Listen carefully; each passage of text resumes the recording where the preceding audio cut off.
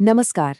तो चलिए आज बात करते हैं भारतीय सशस्त्र बलों के उस जबरदस्त सफर की जो आजादी के ठीक बाद की मुश्किलों से शुरू हुआ और आज भारत को एक बड़ी वैश्विक शक्ति बनाता है। देखते हैं कि ये सब कैसे हुआ।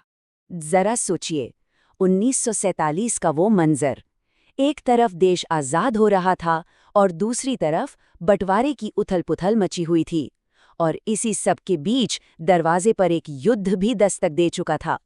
एक नई सेना को बनाने का काम मतलब इसी मुश्किल घड़ी में शुरू हुआ था। देखिए, आजादी तो मिली, लेकिन जो ताकतवर ब्रिटिश इंडियन आर्मी थी उसका भी बंटवारा हो गया। इसका मतलब ये था कि भारत को अपनी राष्ट्रीय रक्षा के लिए एक नई सेना को लगभग शून्य से खड़ा करना था, और वो भी तब जब पहला युद्ध शुरू हो चुका था। ये जो तारीखें हैं ना, ये सिर्फ लड़ाइयों की तारीखें नहीं हैं। ये वो अहम पड़ाव हैं, वो टर्निंग पॉइंट्स जिन्होंने भारतीय सेना को गढ़ा, उसे बदला और उसे हर बार एक नया ज्यादा मजबूत रूप दिया। इन्हीं संघर्षों ने हमारी सेना की कहानी लिखी है। तो होता यह है कि हर बड़ा संघर्ष अपने साथ कुछ कड़े सबक लेकर आता है, और इन्हीं सबकों ने हमारी रणनीति, हमारे हथियार और हाँ, आर्मी, नेवी और एयरफोर्स के बीच तालमेल के तरीके को हमेशा के लिए बदल दिया। 1960 का दशक देखिए, दो युद्ध और दोनों कितने अलग। 1962 में चीन के साथ जो हुआ वो एक तरह से वेकअप कॉल था, एक बड़ा झटका। इसने साफ कर दिया कि ऊंचे पहाड़ों पर लड़ने की तैयारी और इंटेलिजेंस में हम कहाँ कमजोर थे। और फिर इसी सबक का नतीजा था 1965 की जंग। यहाँ तक आते आते सेना कहीं ज्यादा आत्मविश्वास से भरी और सक्षम लड़ाकू फोर्स बन चुकी थी। और फिर आता है 1971। ये सिर्फ एक जीत नहीं थी, ये एक ऐसी निर्णायक जीत थी जिसने इतिहास बदल दिया। बांग्लादेश नाम का एक नया देश बना। सोचिए, 93,000 पाकिस्तानी सैनिकों का आत्मसमर्पण।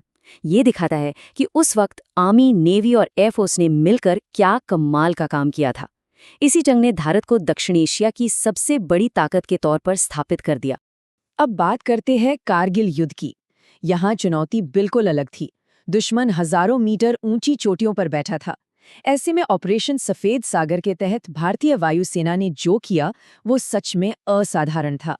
मिराज 2000 जैसे जेट्स का इस्तेमाल करके इतनी ऊंचाई पर सटीक हमले करना, ये अपने आप में एक बहुत बड़ी तकनीकी और सामरिक उपलब्धि थी। तो देखिए, लड़ाइयां सिर्फ मैदान पर नहीं लड़ी जाती, उनका असर जियोपॉलिटिक्स यानी कि देशों के आपसी रिश्तों पर भी पड़ता है। तो अब जरा युद्ध के मैदान से हटकर देखते हैं कि इन संघर्षों ने भारत के अंतर्राष्ट्रीय गठबंधनों को कैसे शेप दिया। ये कोल्ड वॉर का दौर था। दुनिया दो हिस्सों में बटी थी, अमेरिका और सोवियत यूनियन। उस समय अमेरिका और पाकिस्तान की नज़दीकियां बढ़ रही थी। ऐसे में भारत को भी एक मजबूत रणनीतिक साथी की जरूरत महसूस हुई, और वो साथी मिला सोवियत यूनियन के रूप में। 1971 में हुई ये भारत सोवियत मैत्री संधि एक गेम चेंजर थी। इसने 1971 की जंग के दौरान अमेरिका, चीन, पाकिस्तान की तिकड़ी के खिलाफ भारत को एक तरह से सुरक्षा कवच दे दिया, और इसी के बाद दशकों तक हमारे ज्यादातर हथियार रूस से ही आए। ये चार्ट कहानी साफ बताता है। कोल्ड वॉर के दौरान हमारे लगभग 70% हथियार यूएसएसआर यानी सोवियत यूनियन से आते थे। मतलब हमारी सेना का काफी हद तक का जो ढांचा था वो सोवियत हथियारों पर ही निर्भर था। ये दिखाता है कि वो रिश्ता कितना गहरा था। लेकिन फिर सोवियत यूनियन टूट गया, और तब ये एहसास और मजबूत हुआ कि लंबे समय तक किसी एक देश पर निर्भर रहना ठीक नहीं है। अपनी सुरक्षा के लिए आत्मनिर्भर होना बहुत जरूरी है। और यहीं से आत्मनिर्भर भारत की सोच को असली ताकत मिली। आज जो हम HAL तेजस जैसे अपने लड़ाकू विमान बना रहे हैं, वो इसी सोच का नतीजा है। तो उस दौर से लेकर आज तक सेना ने एक लंबा सफर तय किया है। चलिए अब एक नजर डालते हैं कि आज की तारीख में भारतीय सेना दुनिया में कहाँ खड़ी है। कुछ आंकड़े देखते हैं जो इसकी ताकत बताते हैं। सबसे पहले तो सैनिकों की संख्या, करीब 14.5 लाख एक्टिव मिलिट्री पर्सनल। ये इसे दुनिया की दूसरी सबसे बड़ी स्टैंडिंग आर्मी बनाती है। ये संख्या अपने आप में बहुत बड़ी है। और ताकत के मामले में ग्लोबल फायर पावर इंडेक्स के हिसाब से दुनिया में चौथा नंबर। सिर्फ अमेरिका, रूस और चीन ही इससे आगे हैं। ये अपने आप में एक बहुत बड़ी बात है। और इस ताकत को बनाए रखने के लिए पैसा भी लगता है। करीब 75 अरब डॉलर का रक्षा बजट, ये दुनिया के सबसे बड़े रक्षा बजटों में से एक है।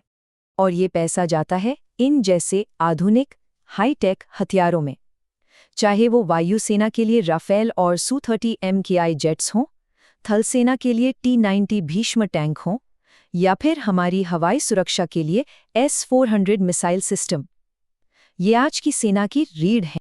लेकिन एक बात समझनी होगी, ये बड़े बड़े हथियार, ये अरबों डॉलर का बजट, ये सब एक तरफ, और दूसरी तरफ है वो चीज जो इस पूरी फोर्स को असली ताकत देती है, वो है हमारा जवान, हमारा सैनिक। तो चलिए अब जरा इन मशीनों से हटकर सेना की आत्मा और उसके भविष्य पर बात करते हैं।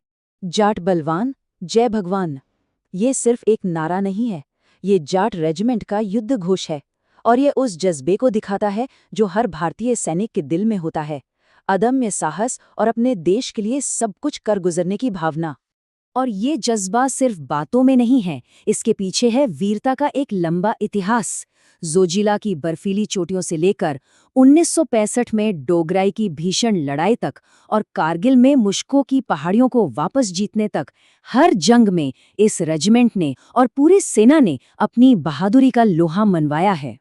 तो आज हम यहाँ खड़े हैं एक ताकतवर, आधुनिक और अनुभवी सेना के साथ, पर सवाल ये है कि आगे क्या? भविष्य की चुनौतियां क्या हैं? सशस्त्र बलों का विकास अब किस दिशा में होगा? और इसका एक संकेत हमें मिलता है Indian air and space force के प्रस्ताव से। मतलब अब लड़ाई का मैदान सिर्फ जमीन, समंदर या आसमान तक ही सीमित नहीं रहेगा। भविष्य स्पेस का है, अंतरिक्ष का है, और भारत इस नई चुनौती के लिए भी खुद को तैयार कर रहा है। ये दिखाता है कि हमारी सेना का विकास कभी रुकता नहीं है। ना एक दिलचस्प बात?